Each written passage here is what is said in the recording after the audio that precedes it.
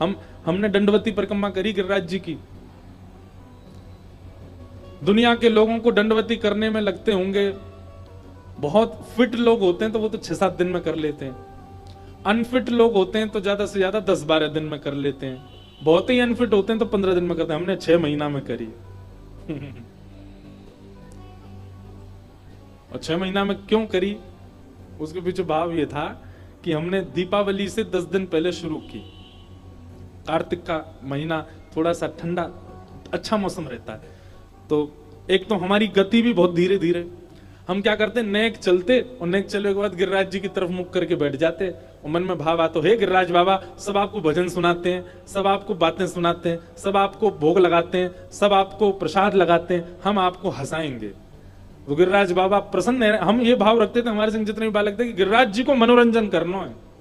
और सच में हम जब दंडवती करके कक्ष में आते तो फिर सोचते कल गिरिराज जी को क्या सुनाएंगे। एक कीर्तन भजन तो सब सुनाते हैं गिरिराज जी को, हम कछु ऐसा सुनाए जैसे गिरिराज जी को मन लगो रे। और जैसे ही थकते थे, बैठना होता था 10 मिनट के लिए, बैठते 1 घंटा और गिरिराज जी को चुटकुल्ला सुना रहे हैं, कभी गिरिराज जी के आगे ठाके मार रहे हैं, हंस रहे हैं जोर जोर से, गिरिराज जी को आलिंगन कर रहे हैं, ऐसे परिक्रमा करी। तो 10 दिन हो गए तो हम पहुंचे जतिपुरा, राधा कुंड से शुरू की। जतिपुरा पहुंचते ही महाराज दिवाली आ गई, कथाओं का क्रम आ गया, चले गए कथा करने। वैसे जाते नहीं है ऐसे बीच में परिक्रमा छोड़ के, पूरी करके जानी चाहिए। पर हमने एक बाबा से कहा, बाबा परसों ते कथा है, कहा करें परिक्रमा तो पूरी ना भाई। बाबा बोलो ये सबरे नियम बार बार इनके काजे, ब्रजवासी इनके काजे, कोई नियम ना है।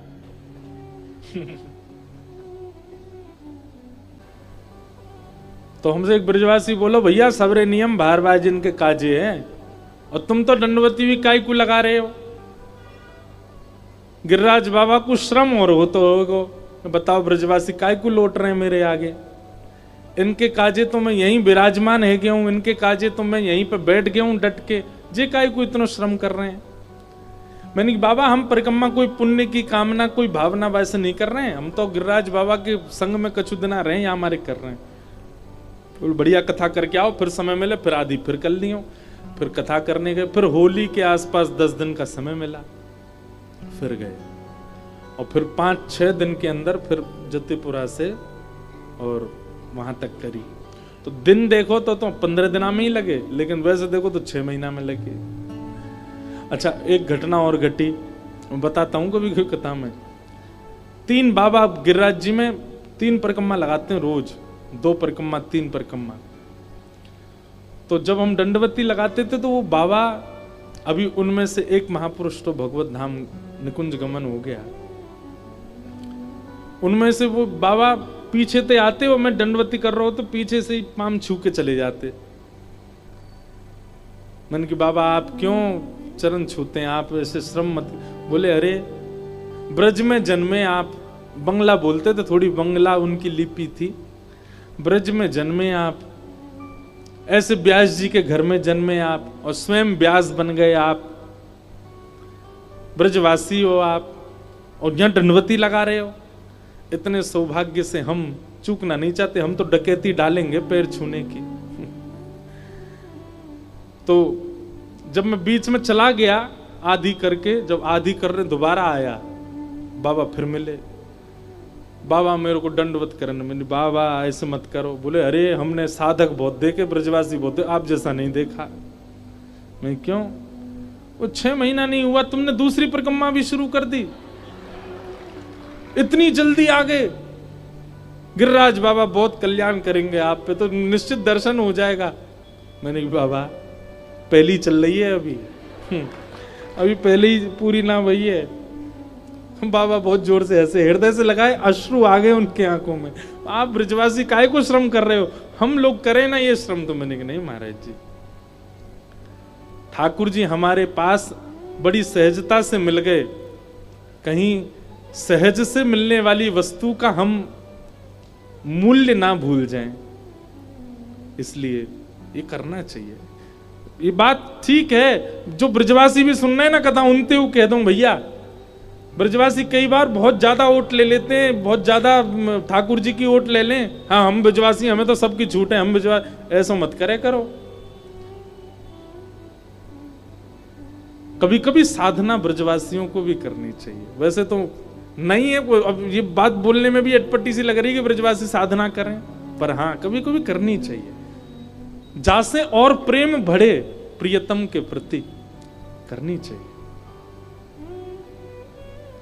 तो जब आप देह के शुद्धता के लिए, पुण्यों की प्राप्ति के लिए जब आप कोई कर्म करते हैं तो वो धर्म कहलाता है, पर जहां देह का कोई ध्यान नहीं है, अपनी अंतरात्मा के लिए आप कुछ करते हैं, वो परम धर्म कहलाता है। कथा सुनना भी एक परम धर्म है, क्योंकि यहां पर आपके देह को कुछ नहीं मिलने वाला, आपकी आत्मा को मिलेगा, आपके मन को मिलेगा, आपके अंतर भाव को प्राप्त होगा, जो भी व्यास कहेंगे। इसलिए यह भी एक परम सत्य, ये परम धर्म है। भागवत जी का यही विषय है कि व्यक्ति कथा सुनने के बाद में ज्यादा से ज्यादा अपने अंतरात्मा के उद्धार की क्रियाओं में लग जाए। बुरा नहीं मानिएगा, बहुत कथा सुनने वाला सजना सवरना भूल जाता है। बहुत कथाएं सुनने वाले को देह का अभिमान नहीं रहता, वो कहीं ना कहीं देह की स्थिति में सम होता चला जाता है।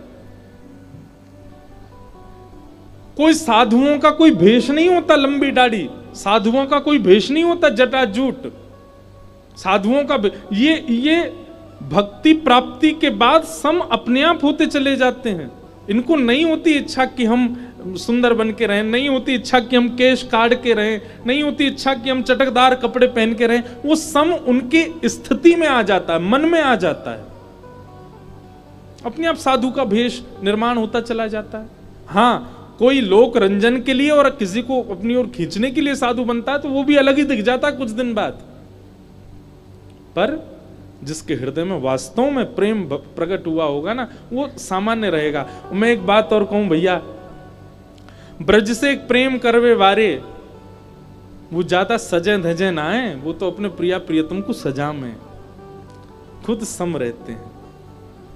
मतलब दुल्हा बेचारो 10,000 की अचकन पहन के बैठो है और बरातीन ने 1-1 लाख की अचकन पहनी, ऐसा होवे? दुल्हा प्रधान होता है ना, बाकी के सब इतने ज्यादा नहीं। सच क्या होगी, सब तुम्हें ही देखें, दुल्हा कोई देखे ही नहीं। वृंदावन में अभी कभी कभी ऐसा देखने को मिल जाता है। इतने श्रृंगार तो राधारमन जी ने नहीं किए होते जितने दर्शनार्थी करके आ जाते हैं। श्रृंगार के प्रति कोई दोष बुद्धि नहीं है, पर भावना है कि अगर भक्ति चित्त में आई होगी ना, तो श्रृंगार आप स्वयं नहीं करोगे अपना, ठाकुर जी करेंगे आपका। तू अपनो श्रृंगार करत है, तू अपनो श्रृंगार करत है, ये दर्पण हाथ दिखावत है, ये दर्पण हाथ दिखावत है। बहुत प्यारा पद है। तू है सखी बड़ भाग बड़ी, नंदलाल तेरे घर आवत है। तू है सखी बड़ भाग बड़ी, नंदलाल तेरे घर। कुमनदास जी कह रहे हैं, आहा कितना सुंदर भाव है। निज कर गूथ सुमन के गजरा, निज कर गूथ सुमन के गजरा, अपने ही हाथ पहरावत हैं, ये अपने ही हाथ पहरावत। कुमनदास जी कह रहे हैं, ठाकुर जी अपने कोमल अंगों से ही गोपी के केशों को गूंथ रहे हैं। छवि कितनी सुंदर लग रही होगी। ठाकुर जी अपने हाथन से ही केश गूंथ रहे हैं, और केश गूंथ करके फिर अपने हाथन से ही उसमें सुमन के गजरा अपने ही हाथ पहरावत हैं। एक बात कहें बंधुओं, वृंदावन प्राप्त होने के बाद भी यदि वैष्णव स्वयं साधन कर रहा है ना अपने लिए, तो ठाकुर जी पीछे ही रहते हैं, बोले कर तो रहो खुद ही, मैं काहे को जाऊं। लेकिन कहीं ना कहीं जब किसी भाव का त्याग कर देता है ना, तो ठाकुर जी के मन में आती है कि या नहीं ये छोड़ दियो, मैं ही जाऊं, मैं ही जाकर के नेक याकू सजाया हूं, नेक सवार आऊं, याकू नेक देखे आऊं। सूरदास जी के पास नेत्र नहीं है, पर सूरदास जी ने इसका कोई साधन नहीं किया। अरे चाहते तो 2-4 सेवक रख लेते। सूरदास जी के अनेक शिष्य थे। सूरदास जी के चरित्र में आता है कि सूरदास जी जब अपनी प्रारंभिक स्थिति में थे तो उनके हजारों साधक हो गए थे, उनके आगे पीछे रहने वाले।